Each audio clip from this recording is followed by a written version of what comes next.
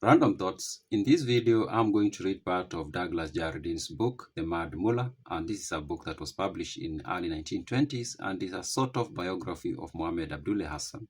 Now, Mohammed Abdullahi Hassan is the guy who fought the British from 1899 to early 1920s in what came to be known as the Dervish Wars. Now, Douglas Jardine served as the secretary to the administration Somaliland between 1916 and 1921. He was at the top. He was, we can say, second or third in command. So he was high up there and he did witness the strategies. He was part of it, basically.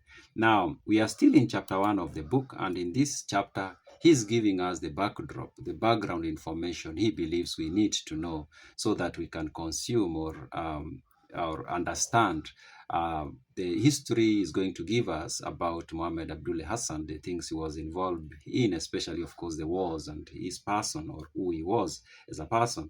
Now, he's told us about the history of the land, the geography, the culture, the people. He's giving us all that information in chapter 1. And one thing he brings out in this chapter is about how a Somali will fare as a soldier.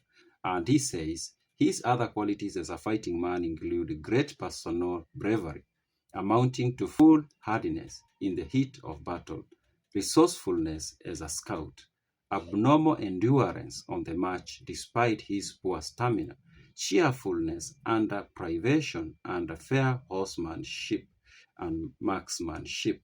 So he says that he is very brave at the battlefield, and sometimes it's like he's not thinking when he's doing some things at the battlefield.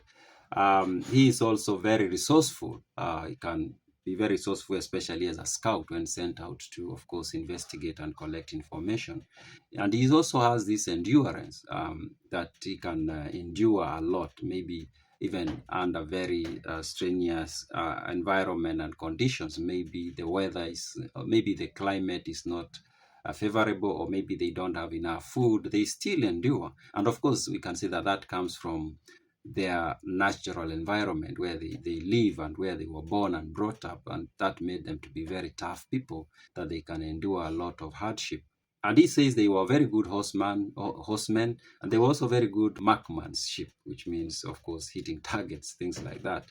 He continues, it is the considered opinion of many who know the country that given able and sympathetic leadership, a defined policy, and a settled existence as a unit, a Somali regiment will be as good in every way as any colored troops in our imperial army.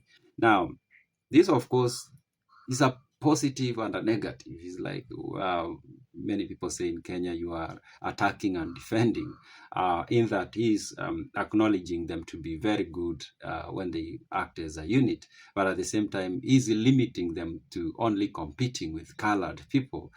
He does not want to just say they are good, full stop. No, you need to put their colored, because this is an era when the British thought of themselves to be superior, and it was so important for them for that image to stick, that we are superior than any other groups of people, or at least Europeans are superior than any other races. So he needs to qualify that, yeah, they are good, but when you compare them with other colored people within our army, not just the entire army, full stop.